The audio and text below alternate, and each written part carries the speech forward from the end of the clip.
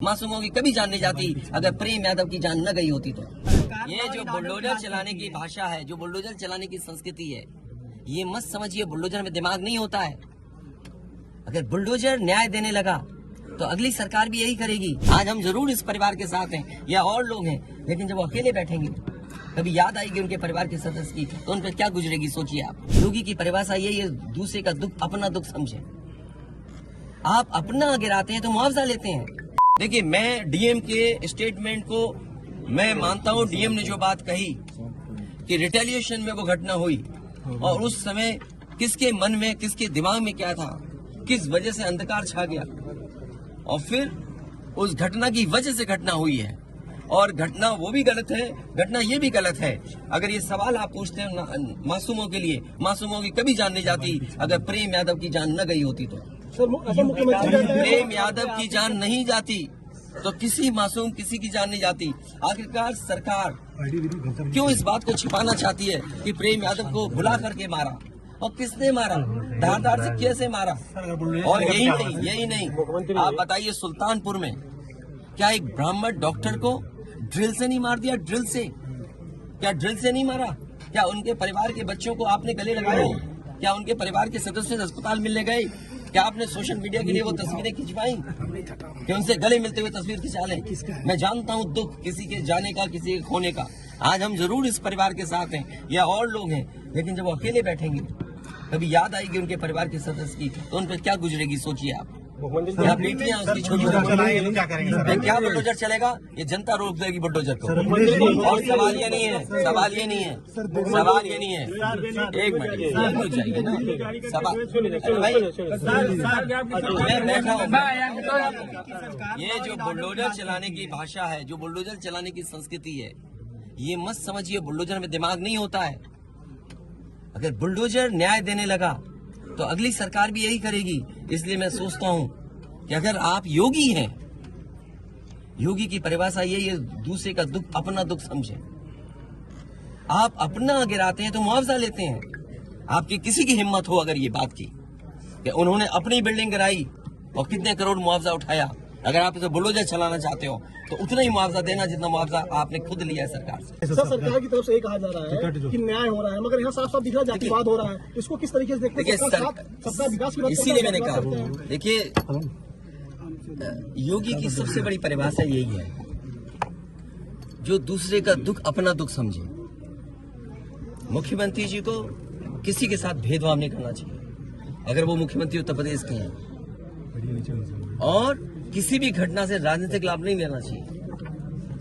अगर इस सरकार ने न्याय दिया होता, न्याय पहले दिन से देना शुरू किया होता, तो शायद हम लोगों पे भी दबाव नहीं बनता कि हम आते हो घर परिवार के लोगों से मिलते आकर। सर, कांग्रेस के लोग कह रहे हैं कि आप बीजेपी को फायदा पहुंचाना चाहते हैं मध्य प्रदेश। देखिए सुनिए, ये बात भी कांग्रेस के मुंह से अच्छी नहीं लगती। सर, यूपी में बदला लेंगे उसका? नहीं बदला की बात मत करो।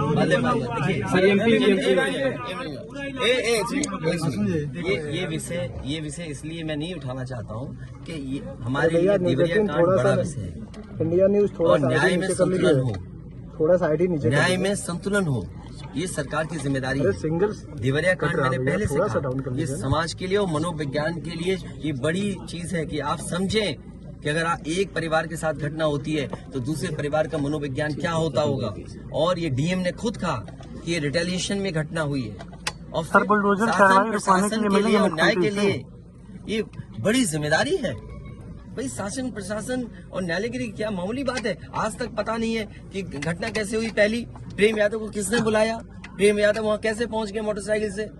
उन्होंने कभी जमीन ली, उनका भाई बेच रहा है। अब परिवार की बातें क्या मैं बोलूंगा जो मैं जानता हूँ या आप जो जानते हैं, जो आप जानते हैं कि भाई परिवार जो था अगर जमीन बेच रहा है, एक भाई ने बेच दी जमीन, इन बातों को मैं कहूँ कि वो परिवार अपने भाइयों के साथ कैसा व्यवहार करता था, ये बातें मैं कहूँगा क्या?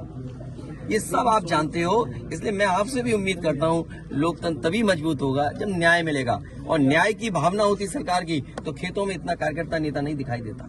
परिवार से मिलने गए, वहाँ एक भी सदस्य नहीं, इसको क्या मानेंगे? देखिए मेरी जिम्मेदारी ये है, देखिए मैं जानता हूँ यार नवीन भाई तो, और ये बात आप भी जानते हो, और जब मैं पहुंचा हूँ तो मैंने वो बाइट भी सुनी है, एक चैनल के माध्यम से कुछ खबर आई, हालांकि मैं सिग्नल या उसके नेटवर्क न आने की वजह से मैं नहीं सुन पाया।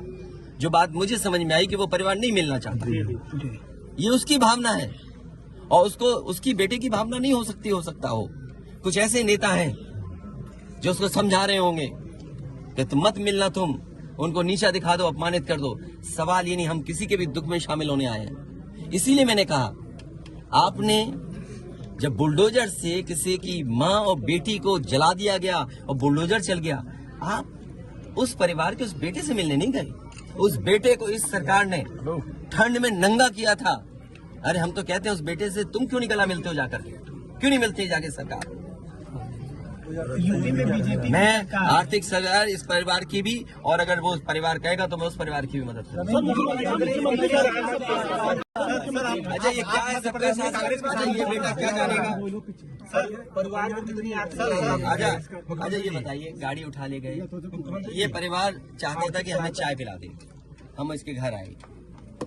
आप बताइए, चीनी चाय की पत्ती से लेकर कोई सामान नहीं ला सकते, पानी नहीं ला सकते। अरे किस बात के लिए सुरक्षा है? सुरक्षा तो इस बात की, इनकी जान की सुरक्षा होनी है। अगर इनको कोई जरूरत है तो सुरक्षित होकर के जाएं बाजार और सुरक्षित होकर के बाजार से लौट के आ जाएं। ये इसका मतलब सुरक्षा है। सुरक्षा का मतलब ये थोड़ी कि घर को, परिवार को कैद कर दो, गाड़ी उठा ले जाओ, यहाँ से सामान ले जाओ।